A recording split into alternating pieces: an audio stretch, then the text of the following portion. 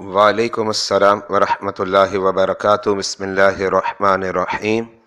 آپ نے پوچھا کہ مسجد کو آمد و رفت کا راستہ بنانا اور اسے گزرگاہ بنانا یہ اسلام میں کیسا ہے، اور پھر آپ نے کراچی کے اندر جو بڑی مشہور مسجد ہے میمن مسجد، جس کو عام طور پر لوگ گزرگاہ بناتے ہیں، تو آپ نے پوچھا کہ اسے گزرگاہ بنانا کیسا ہے۔ تو اس کا جواب یہ ہے کہ مسجد کے دو حصے ہیں۔ ایک حصہ جہاں عام طور پر نمازیں ادا کی جاتی ہے، جو مسجد کا مصلی کہلاتا ہے، اور مسجد کا ایک اور حصہ ہے جو مسجد سے متصل ہوتا ہے اور مسجد ہی کی جگہ ہوتی ہے، جہاں عام طور پر جوتے وغیرہ رکھے جاتے ہیں، اتارے جاتے ہیں، یا وضو خانہ ہوتا ہے، استنجا خانہ ہوتا ہے۔ اس کے علاوہ جو ہے امام، مؤذن اور خطیب کا کمرہ ہوتا ہے۔ یہ تمام جو مقامات ہیں انہیں کہا جاتا ہے فنائے مسجد۔ تو اب مسجد کا وہ حصہ جو مصلی ہے اور جائے نماز ہے، اس کو گزرگاہ بنانا اور آمد و رفت کا راستہ بنانا بالاتفاق ناجائز ہے۔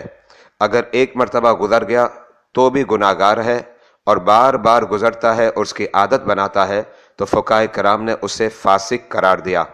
اچھا، اب مسجد کا وہ حصہ جو فنائے مسجد کہلاتا ہے، اس حوالے سے علماء کرام میں اختلاف ہے، لیکن اختلاف کے بعد اور تحقیق کرنے کے بعد علماء نے اس مسئلے کو لکھا، جو کہ فتاوی عالمگیری کے اندر مذکور ہے، کتاب الوقف کے اندر، اور انہوں نے اس بات کو لکھا کہ لیس لہم ذالک، نہ کمیٹی کے حضرات کو یہ اختیار ہے، نہ متولیان کو اختیار ہے کہ فنائے مسجد کو گزرگاہ بنائیں اور آمد و رفت کا راستہ بنائیں۔ اور آگے جو نتیجہ کلام انہوں نے لکھا ہے وہ لکھتے ہیں وَأَنَّهُ صَحِيحٌ، اور یہی بات صحیح ہے۔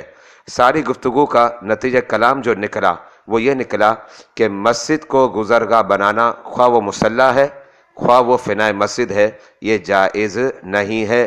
اور یہاں سے بات واضح ہو گئی کہ میمن مسجد کا جو راستہ ہے یہ راستہ فنائے مسجد ہے، اب اسے گزرگاہ بنانا اور آمد و رفت کے لیے استعمال کرنا یہ جائز نہیں ہے، اور اس بات کا اختیار نہ کمیٹی والوں کو ہے، نہ متولیان کو ہے، نہ عام پبلک کو ہے۔